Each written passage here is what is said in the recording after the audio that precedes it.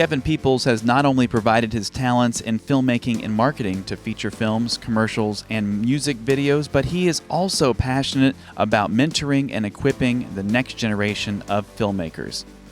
And on this episode, Alex Kendrick began writing, producing, acting, and directing feature films beginning in 2003 with Flywheel. Along with his brothers Stephen and Shannon, their films include Fireproof, War Room, which opened at #1 in the box office, Overcomer, and their first documentary, Show Me the Father. Both of those are coming up in this episode of inRoads.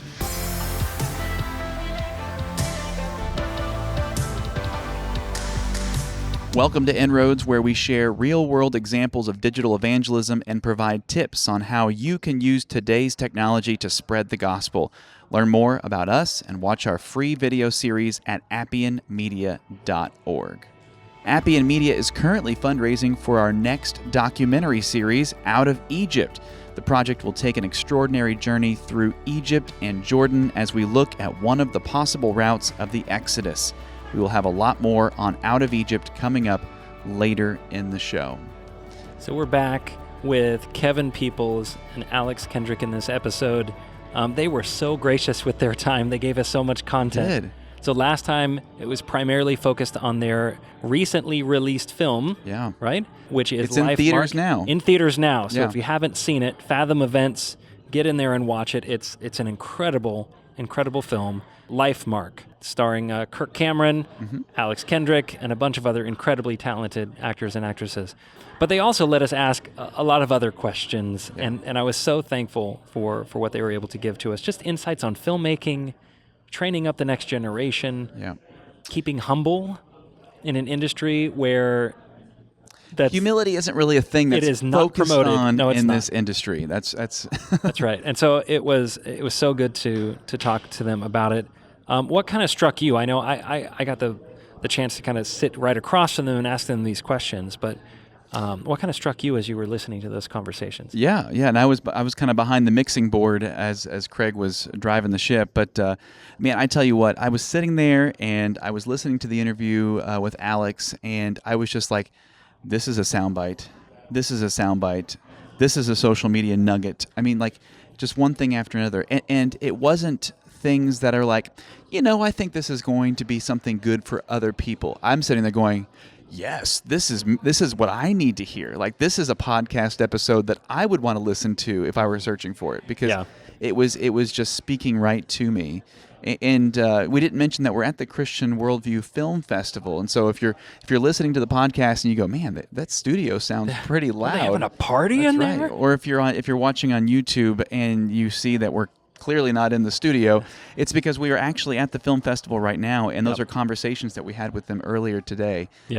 Here live at the film festival. So just really great conversations. And Kevin was, we're always trying to be very grateful for their time and very aware of how much time they have, because they're busy. They're going all over the place. But Kevin, he spent probably 30 minutes after the interview just talking with us, and just it was just really a nice thing. And both of them extremely humble, but and I appreciated that about him, where we kept saying, how much time do you have? We want to be respectful of your time. And I came away with our conversation with Kevin thinking, he's a guy I'd like to hang out with. Exactly. He's like one of us. Both of them were. Just super chill guys, and their time is valuable, but they treat it as something that they can use in service to others. Right. Which again is one of the reasons why I love coming to events like this. It reminds us of why we should be doing what we're doing. Correct. It's not enough just to create content that is God glorifying, but the process in which you create the content needs to be God glorifying. Yes. And that's some valuable things that we've been able to hear from some of the workshops and panel discussions here, and then just to be reminded from both of these guys. Yeah. So we're thrilled to share these two different conversations. Yeah. So let's just jump right into our interviews, the continued interviews with Kevin Peeples and Alex Kendrick. So Kevin, how did you get interested in this particular industry? God put it on my heart when I was 9.5 years old, and I saved up and bought my own camera, started doing work at my church, for no cost, for free, and ultimately fell into kind of the visionary directing side of this. I've worn a lot of hats and tried things, but just the magic that the camera can bring, if you've got real life, but you put a camera in front of it and now anything can happen. And with that magic and the perspective of the camera where you can show people new perspectives, and this industry, especially with feature films and documentaries, things in like on a streaming platform or in theaters, it's one of the only places that people will pay you to hear your worldview. And so you've got an incredible opportunity to use the entertainment value and to use media and use that magic that the camera brings to be able to bring that worldview. And anything that you watch and see has a worldview. Oh, yeah. Even if you don't feel like you have a worldview in place, then that is your worldview that you're putting out there, that either nothing exists or nothing's going on or there's no purpose to anything. And so you can really captivate people and help them see things that they've seen every day, but showing them here's the truth behind it, or here's what you're not really expecting about. Think a little bit deeper. Sometimes we just go to escape and we don't want to think about anything, but in that, now they're captivated and you can present, the worldview and talk a little bit about eternity. You are talking about topics very near and dear to my heart. In film school, this was 15 years ago, and this was a very secular film school, but they called us culture changers because they understood that if we could get a film in theaters, people would sit and open their brains and let us dump content and knowledge in. And we could either really benefit people or really ruin them. And so I love that you appreciate we are communicating a worldview. So let's talk about some of the ways that you've been able to communicate that worldview. Talk to us a bit about some of the things you've been able to do over the last 18 years and some of the films that maybe people would recognize. Yeah, in my early career, I did a lot of international travel and was able to really see God's hand moving across the world, and that really opened my eyes to spiritual warfare and things that we as a culture in America don't see, and being able to feel that in my own life and really being able to just open my eyes to the spiritual battle that comes with doing the projects that you're doing was just eye-opening. And, having witch doctors praying over you in Indonesia and, really seeing the power of using Jesus Christ's name and what it can do through spiritual warfare is just not something that a lot of people see. So that was, I think, an incredible blessing and opportunity in the early part of my career, and bringing that knowledge into it as I started doing feature films. And somehow I got into doing marketing for feature films and helping other filmmakers. I don't know if it's just my desire of like, this could be so much stronger, or you're really not reaching the group that you want to reach.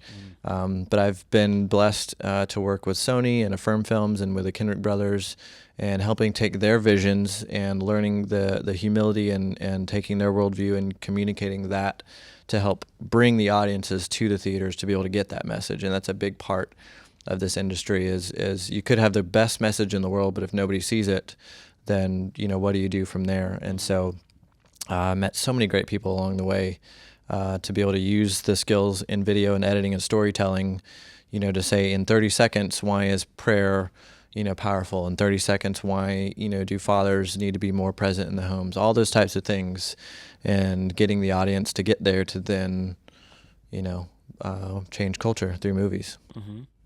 So you made a couple of references there, but you had involvement in films like War Room and Courageous. Courageous Legacy, I was on the marketing team for that. That was the 10-year re-release of Courageous. And so I put some pieces together now that there had been 10 years of Courageous out in the world. What impact has it made on the world and on culture? And so I was able to interview the cast and crew and use that 10-year anniversary as an opportunity to see, like, here's what one movie is doing, and in other countries, how they're still using Courageous today to train men and train police officers. So with War Room and with Overcomer, I've been on the marketing teams there.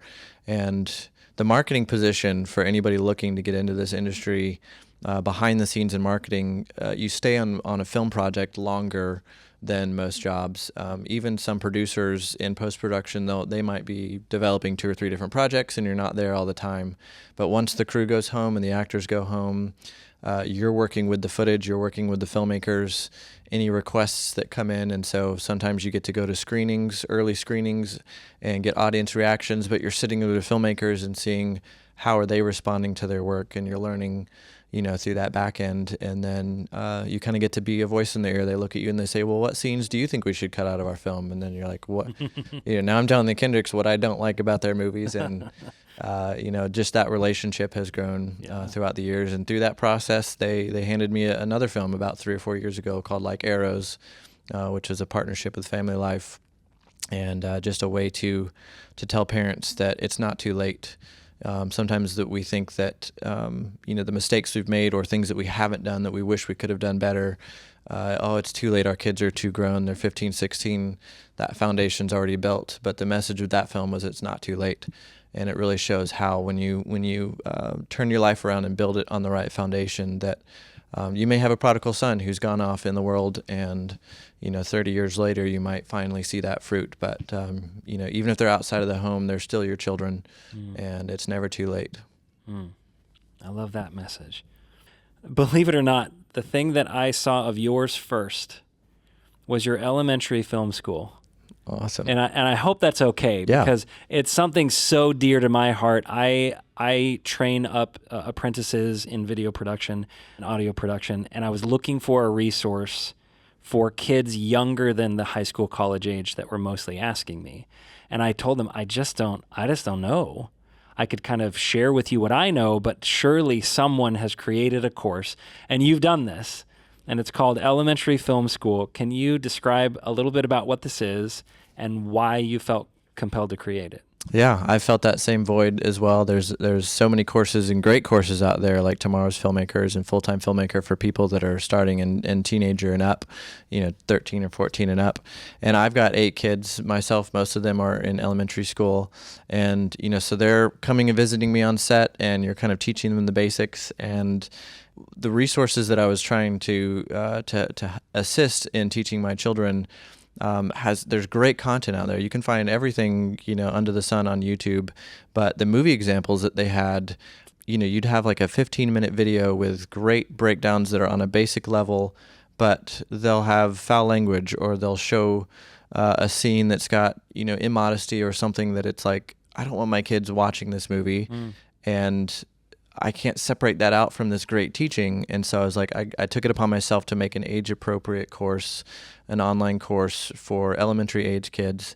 At that age, you're not going to be editing on a computer. You're not going to be doing green screen work. You're not going to be doing all these big production stuff. And I said, what was I missing at that age in elementary school? I was able to get my hands on different cameras and play with lighting and get really good at the visual, but I didn't know the foundation in that story. And I'm sure, to some of the people in the audience, if you've ever gone and seen like a Marvel movie or a big budget movie that's got a $200 million budget, they've got all the money in the world to make anything possible, but you come out of the movie and you're like, and it's because the story it wasn't the best story. And I think it's because they know they have an audience coming, so it's easy to green light a script and get something to come through where you don't really have to put all your blood, sweat, and tears like an independent filmmaker is going to have. We know people are going to come, it's got our characters in it, and they work on it well, but you see it once and you're like, it's just not the best story. And story, and critics will agree, you'll see the ratings come through, it's just like, it's cotton candy. Yeah. And so the elementary film school, we teach the basics of story, is the first kind of module, but we go into taking feedback and taking criticism on your work, and learning how to accept that at that age and build upon that to get your work to be better, learning humility, learning teamwork. If you're working with your friends, you've got to be a good leader and not a boss. You've got to learn those words to communicate and lead your team. And so even if for younger kids that are not able to fully read well, we've got worksheets with all the courses that teach them handwriting and literacy and vocabulary learning. So there's a lot that just builds that foundation, one, to even see if you're even interested in this field. Can you pull it off? But how can you work better with your friends, and what is your theme, what is your message that you're putting into this, and building those layers and building those foundations so that when you get older and you want to go into these courses and you learn about lighting and camera and all this stuff, that foundation is there. And I really think that that's what's missing from a lot of filmmakers these days, because technology is so accessible. Anybody with a couple $1,000s can go out and make a movie and it be great quality, but there's not that many great storytellers out there. And I think that's why so many of the films of old have stayed for so long, is because the stories that they tell are so captivating. You don't want to fast forward to Act 2 and wait for the journey to begin. They're captivated from page 1. Like Star Wars, you don't want to wait until Luke leaves Tatooine to start the movie. You're willing to start right away because it captivates you. And so just trying to build up great people as well as making great films is kind of our passion. So my kids help me make it. There's anime characters and sing-along songs to help retain the memory. So elementaryfilm.school if anybody's interested to sign up. Well, I am interested. I've got 3 kids, 8, 6, and 4. They're already asking when they can join me on a international production trip to shoot a documentary. Awesome. I was like, well, first things first. Maybe let's do elementary film school first. Yeah. And it's a good low-cost way to see if they're even interested in doing this. And, some of them might say, I really just want to write, or I really want to be on YouTube. It's not just film focus, but there's, whether it's, training that one-on-one audience, on YouTube, being able to, captivate that way and communicate your worldview that way. So any of those outcomes can come from building that foundation of telling good stories and doing it with humility. Yeah. What kind of advice would you give to individuals who are wanting to use digital media to evangelize? And maybe it's through the methods that you're using by making feature films. Maybe it's through something different. What kind of advice would you give to people who are considering that? My first piece of advice is, one thing I say a lot is that true success lasts into eternity, and everything else is vanity. So as you see something coming before you, say, what is the eternal impact on this? And, it doesn't mean that there's not benefits in the short term that projects can bring. It doesn't mean it's necessarily wrong. But the more I've done this and the longer I've been in this industry, there's just so much that comes up that it's just going to fall and fade away. And the true success is when someone emails and says, I saw one of your films and I was totally against children, and they email you a picture of their new child and they say, because of your work, God changed our hearts and now we're open, our womb is open to the Lord and we have a child, or we've adopted a child, or, you hear people coming to the Lord in a theater after a showing of one of your films. And that's when I knew that I was a truly successful filmmaker, is when I had made an eternal impact, and that there's new souls on earth and that there's new souls in heaven. And I said, okay, I don't have to shoot for anything else. Like, I've done it, I've made it, I can check it off my list. I am truly successful in what I've done, and I want to seek those kinds of projects that can bring that eternal impact for Christ's glory. I could not have said that any better. Thank you so much, Kevin, for taking the time with us. Thank you for the work that you're doing to benefit people, benefit families especially, and we appreciate very much. Thank you so much. Pleasure being here. We have announced our next major project, looking at the biblical lands of the Exodus. Come along as Jeremy and our film crew travel to ancient Egyptian sites, take a 4x4 through the Sinai Peninsula, and camp in the deserts of the Jordanian wilderness in this incredible journey. The documentary is called Out of Egypt, and we're currently fundraising for this extraordinary project. And right now, if you go to fundraiser.appianmedia.org, you can help support this project with a donation of any amount. Your donation will ensure that the Appian Media team can make Out of Egypt the best it can possibly be. We are a 501c3, and all donations are tax deductible. That's right. So pre-production has already started, and we can't wait to share more about this journey with you. Please consider donating today to make Out of Egypt a reality. And thanks. Alex, if you would just be willing to share with me a little bit about your film journey. So I'm the middle of 3 boys. My older brother Shannon, younger brother Stephen. We did grow up in a Christian home. Our father was a minister and later the headmaster of a Christian school. We were a very conservative home and had limited media growing up. So for about 8 years, didn't have a television as a kid. Would sometimes go to the movie theater to see mostly family-friendly films, mostly Disney films back then. And I remember thinking, we've got to do this. I must do this. And so as we grew older, eventually got a home video camera, and then eventually a television. And we would edit between our VCR and camcorder the stories that my brothers and I would film in our neighborhood. And as we got older, wanted to make Christian film, but our idea was we want to make our own version of, Mission Impossible and Indiana Jones and Star Wars, except they're Christians.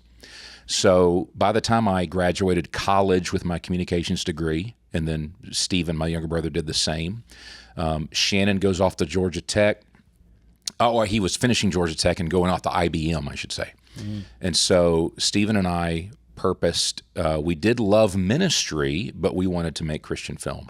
And the Lord said, no. The doors closed, have no connections, no opportunities. I was frustrated at the age of 23. And but the Lord did open a ministry door, began doing that, Christian radio, and then youth ministry, and fell in love with it, went to seminary, as did Stephen, and for 10 years did that. Came to Sherwood, a church in Albany, Georgia in 1999 with my wife, and they made me associate pastor over the media ministry. Had a television outreach, radio outreach, and so I would oversee some of those things. And in 2002, saw an article that George Barna had put out where he had done a national survey, and he said that movies, television, and the internet were now the 3 most influential factors in our culture. And I thought to myself, the church, and this is 2002, so even the internet wasn't prominently being used by churches at that point. The church doesn't use these very much. The Christian films were few and far between. Billy Graham had done some, and individuals had done just 1 or 2 here and there. And I was thinking, why don't we use these avenues if they're the most influential and reach the most people? So I talked to our senior pastor at that point, and I said, what if we did one for our local community? And I prayed, and I said, God, this is what I want to do. I just need you to bless it. And the Lord said, no. And so I realized, okay, wait a minute, Lord, I'm a Christian, and this is my idea. And the Lord said no. And so eventually, out of frustration, I said, God, what do you want me to do then? What movie do you want me to make? And he said, Lordship. And this is jumping off the page of Scripture at me. Even when I pray, I kept feeling this leaning toward Lordship. And this concept of a used car salesman comes to me, and which became Flywheel. I was not excited about it. But the more I prayed, the more the Lord started opening doors of resources and locals in the community to see, hey, we'll help you shoot that. I got some church members to help, and $20,000 to buy 1 camera, 1 microphone, a mediocre dolly track. And so we shot Flywheel, all volunteers. And I looked at it, and I was thinking, this doesn't look as good as I hoped it would look in my mind. And I was a little frustrated, so I begged God, please help us, please help us. So the one thing I did right was bathe everything in prayer. So Flywheel comes out here locally, and it did way more than we expected. It was supposed to go 1 week in the theater, goes 6 weeks. A couple more theaters picked it up. And then it starts selling DVDs faster than we can have them manufactured. Ended up selling 1.3 million DVDs. I'm stunned. I can't believe this. So our pastor says, Alex, this ministry is working. What else is, coming? So we do Facing the Giants next. And Sony takes interest in us. And then that's followed by a season of prayer. God, what do you want us to do? And then following whatever God said. So Fireproof, Courageous, War Room, Overcomer, now LifeMark. So this is what I would say to all young filmmakers. All of the ideas I had, I haven't made any of the movies I wanted to make. All of my space Christian movie and action spy Christian movie and all these others, I haven't made any of those Because every time I say, God, what do you want me to do? Can I do this one? The Lord says, if you want my blessing, do this one, or this theme, identity in Christ, prayer, in marriage, lordship. And so I have learned when I follow the Lord, he opens the door for me. When I try to do my way, I'm usually very frustrated. And so I several things I've learned. God is not my employee. I don't tell him what to do. This is what I want to do, God, you bless it. Because I'm a Christian, I serve him and obey him. And the greatest attribute we could ever have is God's hand on our project, guiding us, blessing it. If I don't have that, what have I got? So that's a little bit of our story, how we got into this, and some of the things I'm learning, but it's certainly a journey. No doubt. Am I right in thinking Flywheel was that about 19 years ago? 18, 19 years ago? So we started filming in 2002, released the first version of it in 2003. We then tightened it a couple of years later, and then when Sony released it on DVD, and it did, even more than that, I tightened it by 6-7 minutes, but basically the first version and the completion of the shooting was in 2003. 2003. I do want to say this. After Courageous, we went into a season of prayer, saying, Lord, what do you want us to do next? And after about 6 months, and sometimes it's quite a long time, the Lord started prompting me to go the strategic prayer route as a theme for a movie. Specifically, I started seeing these African-American characters in, every time I thought about the movie, I saw an elderly African-American woman teaching another woman how to pray and do battle and prayer. She'd be, kneeling in her closet, praying in her closet. And I was thinking, but that's not the movie, Lord. That's not the movie. And I was scared that God was taking us down a path of strategic prayer and, teaching people to pray in a quiet, undisturbed place where you're exclusively focused on the Lord. And so I kept seeing this closet. And I'm thinking, closets aren't cinematic. No, this is not, prayer is not exciting. Lord, this is not the next movie. This is not the next movie. And the Lord, he'd wake me up in the middle of the night. And I would see these images, and, Matthew 6, verse 6 is jumping out at me. When you pray, go into your inner room, close the door, and your Father who sees what's done in secret will reward you. And I'm thinking, but God, that's just, not the next movie. And he kept after me. I told my brother Stephen, he prayed about it. He came back to me and he said, Alex, yeah, I think it is.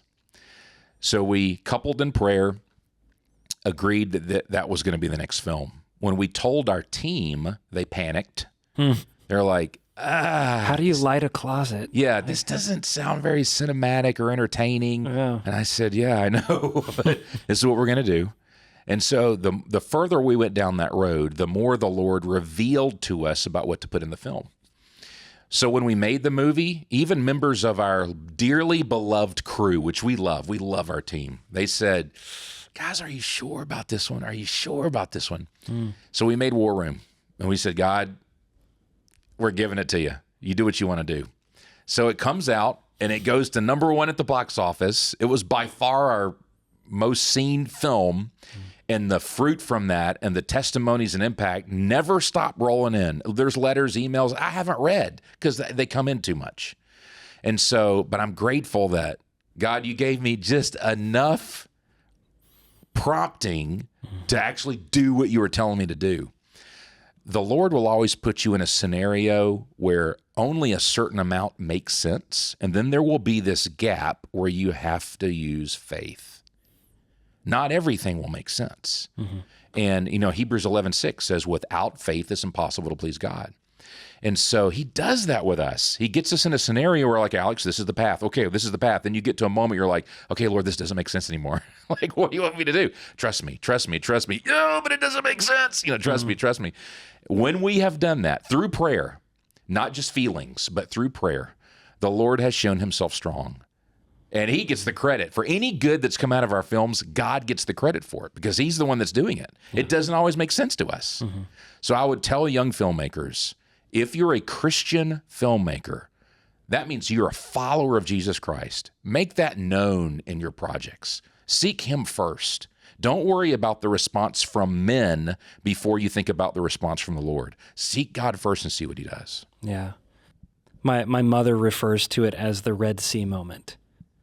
And she talks about how there's going to come a time, multiple times, you're going to be right up at the edge of the Red Sea, and there's no way through it. It's impossible.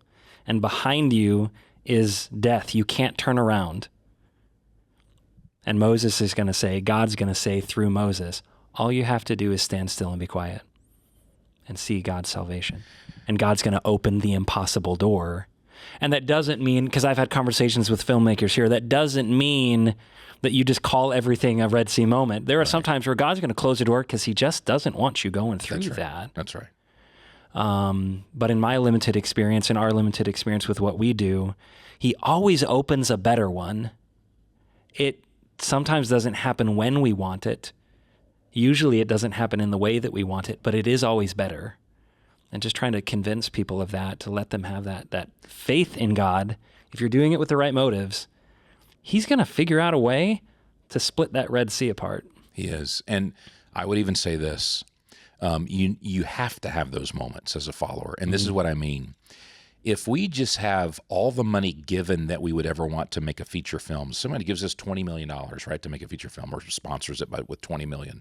And then we got all the name actors, and the talented name actors come in, and our story, it's a well-written story. And we shoot it and it works. Well, who gets the credit for that? Yeah, well, look, we had the resources, we had the talent, we had the story. But what the Lord tends to want to do is, yes, include whatever you have to include, and I'll provide what you don't. But he wants moments where he is the one that gets credit. He is the one that gets credit here. He is the one that shows up here when you need him.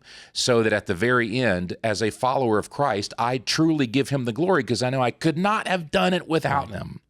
So I'm learning that's more our story. Yes, we have had some measure of income, some measure of resources to make these movies, and some measure of good actors to come help us. But at the end of the day, we can point to something or many things in each of our production where it's like, this is how God showed up. This is how God showed up. This is how God showed up. So I know in my heart, the Lord truly deserves credit for what's happened with anything that we've done because he was a part of it. And I would say, don't try to front load all the securities of we got enough money, we got enough toys, resources, people, whatever. This is going to go well based on those things. Where is God going to show up? Yeah. So, don't be afraid to get to a point where it's like, well, Lord, what do I do now? And the Lord says, trust me. Okay, I'm going to step. Yeah. And he shows up. Sometimes you're just Gideon with 300 men. Yes. And you've got jars and torches. That's right. impossible. That's right. And God will show up. So I've seen you and I've seen Stephen very much involved with what's going on with the Filmmakers Guild this week, and you've been doing that now for years. Why is it important to you to equip this next generation? Having made 8 films now, I am very aware that time is flying by. And Christian films as a platform does not belong to us. And we need more people that are trusting the Lord and growing in a higher level of excellence than we are, making films that glorify God and reach the masses. So we've got to teach what we know to the next generation and invest in them. So the Christian Worldview Film Festival is one of those opportunities to come and speak and share and afford opportunities for fellowship and connection. So we love that. And we love that even when people come here, as has happened this year, there are other decisions for Christ, surrendering, trusting, rededicating, and then people are getting baptized, and it's just awesome. So it's not just about a craft. It's also about honoring God with a method to reach the masses. Yes, it can be creative and artistic and all of those things. Let's use those giftedness that God has given to us. But at the same time, man, honor him. When we worship him together and he gets the glory, he moves. He tends to show up and move when he gets the credit and the glory. And how can his children do things and ignore him? We need to include him in everything. So I love the Christian Worldview Film Festival. And I know there are other Christian film festivals out there as well. So I hope that this type of thing continues to grow and that the number of people coming into this arena continues to grow. Now, having said that, I'm also very aware this is one of the arenas of entertainment and ministry, but there's also in other arenas, whether it's politics or athletics or education and all these other arenas, we need Christians doing the same thing in these other arenas to make a difference. And so this is the arena God's placed us in. So yes, we want to make a difference. Yeah. And I imagine 18, 19 years ago, when you were wanting to get this done, there wasn't a huge amount of people you could tap and say, how do I make a solid Christian film here? How do I, honor God in film? My film journey began similar to yours, shooting videos with my siblings, and I did edit between VCRs. And nowadays I have to explain to kids what that means. There was no one I could talk to. I graduated film school 15 years ago, and I had to learn from secular Hollywood industry professionals who were trying to suck my faith out of me while giving me the tools that I need. And I could only take that for a couple of years. You guys are filling people with the talents and the tools that they need and filling them with and reinforcing that faith. And I want to applaud you for that. I appreciate that. I am also grateful that many Christian colleges are adding programs for cinema and film studies and acting and theater and things like that. So the Lee University and Liberty University and Regent University, and I could probably name 12 that are now doing that. And there's a growing list that I would have loved to have been a part of any of those, 30 years ago. And so I'm so grateful that's happening now. My children, I have 6 children, 4 of them are in college, so they're able to do that, where the Lord opens the door for them to get involved in those colleges. So I would encourage the next generation, find a place that will support faith in Jesus Christ and the Word of God, and find one of these growing number of colleges that are doing this and jump in. It's sad that the church used to lead the artistic expression in our culture. And then, 60, 70 years ago, we began giving it over to the world and just writing it off. And now the world, through Hollywood and other similar entities, are the leaders in the entertainment and the subjects that we see portrayed. And so we've got to get some of that back because it's so influential. Jesus told parables. Jesus told stories that drew in the masses. We've got to get back to doing that and doing it well. So when you look maybe 10 years in the future, 15 years in the future, our big focus is using media to evangelize. What kind of tools are you excited about, or do you see being used? What gets you excited when you think about what could be used to further God's kingdom? We are almost to the point where anything you can think of can be communicated over media, whether it is a motion picture on a large screen, on a home television screen, on a cell phone or a laptop. So we need to think outside the box and say, Lord, how can we use these tools to reach today's culture and audience?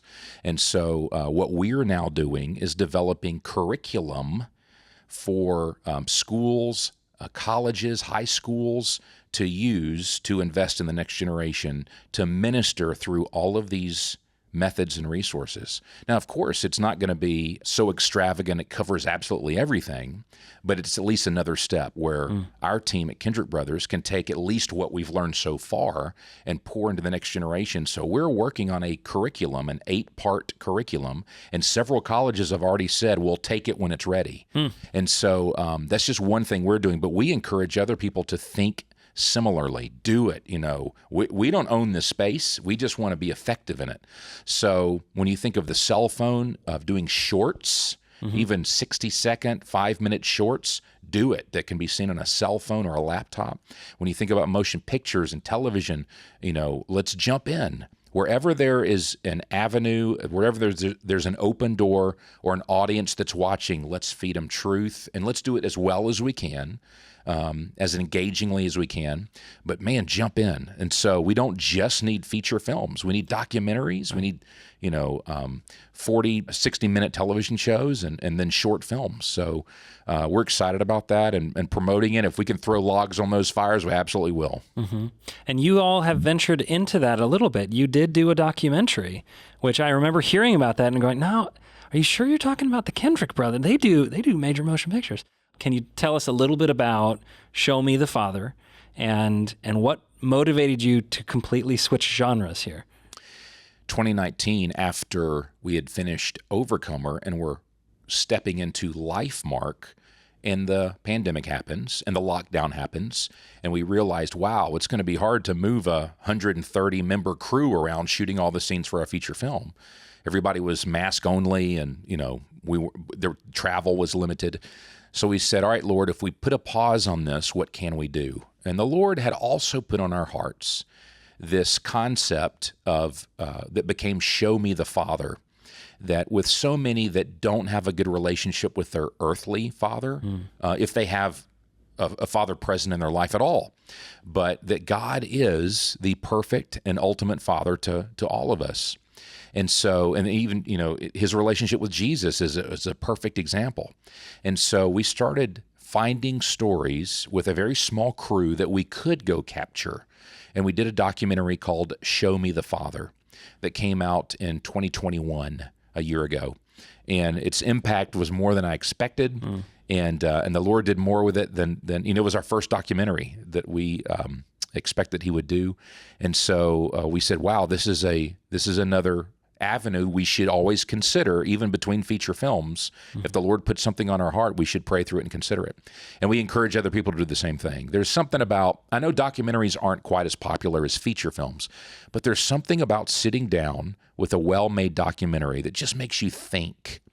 And so we love that ministry avenue as well. And so I don't think Show Me the Father will be our last documentary, but it was a moving experience for us. Well, I am glad to hear that you're going to keep at that. That's obviously where our heart of ministry is in documentary film.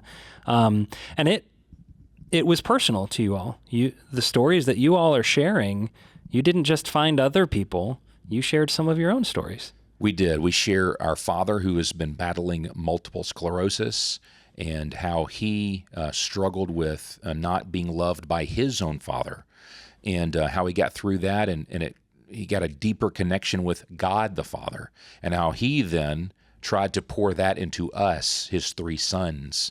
And so part of that is in the movie Show Me the Father, and we have some other just incredible stories that will just grab your heart, and there's one that's in there that has the most amazing twist I've ever seen in a film, and so I hope that people will see Show Me the Father, and it's a true story, and it's a wonderful reflection of who God is as Father, what He wants and means to be in our lives, if we will acknowledge Him as such, and what we as fathers need to do for our children. But it is applicable to anyone to see this movie. So wives and mothers and daughters and sons, they will get a lot out of this movie as well, because God is our Father. And so we're excited about it. And again, I hope it continues to minister. Yeah. Alex, thank you so much for taking the time. Good to talk to you. Thank you so much. Appreciate it. Well, that was the entirety of our conversations with Kevin Peeples and Alex Kendrick. We had to stretch it out over 2 episodes because they gave us so much to talk about. Yeah, I love that their emphasis on teaching the next generation. Kevin especially, and I said it in the interview, my first encounter with him was not finding out that he was the director of some of these really impressive films, but it was because I was looking for something to recommend to young people on how they can learn filmmaking. And I love that he did that. Yeah. And that he's wanting to expand that. He's got 8 children. I've got 3. Some of them, depends on the day, are interested in what I do for a living. Most of them are just interested in seeing what I've done. But I would love to be able to say, hey, let's go through this thing together. Elementary film school, and it's made for them. He's talking to them in a way that they can understand. And look, I'm not going to be brokenhearted if none of my kids end up growing up choosing my career path. That's okay. But I don't want it to be that they wanted to, but didn't have the resources to do it. Yeah. Well, and I think we have seen as we go out in public, especially as we've gone to these conventions and different places, people, when they find out that we are filmmakers, that's one of the first questions that we hear is, hey, I've got a son or a daughter who is interested in this, but I don't really want to send them into film school. What do I do? And it's we need tools. We need tools like what Kevin's making, what others are making that are here at this festival, to share with audiences. And honestly, the inRoads podcast has turned into one of those tools as well, because we are having conversations with these people who are moving and shaking in the Christian film industry and talking about how they did it. Yep. And hopefully that's helpful for people who have children who are looking to get into this industry, because there are good places in this industry and there are good people in this industry. Right. And we can't just shun it completely. Right. And honestly, I was having one of those moments talking to Alex about how he got started, and how many filmmakers have you heard say that same thing? Correct. I got a camera, I started using it, it was super bad, we were editing on VCRs, but we just kept making content. And they'll be the first to admit that Flywheel was not the most impressive thing to watch. But Fireproof was better. And Courageous was better. Yeah. And, just, you can see there was no doubt when we watched LifeMark that the cinematography quality of that was leaps and bounds beyond what they had done on their $20,000 budget of Flywheel. Right. And just that's think, how they just went out and shot it. And they learned, and they sought to improve, and they did better next time, and they picked themselves up and dusted themselves off. And well, and you mentioned that their budget for Flywheel was $20,000. We asked Kevin today, what was the budget for LifeMark, their most recent one? It was $4 million. Plus, they have $1.5 million into distribution and marketing for this. So they've grown. They've grown over the years. And, and similar, we have grown over the years at Appian, and our budgets are not $40,000 or $60,000 that they started out to be. They've grown as well.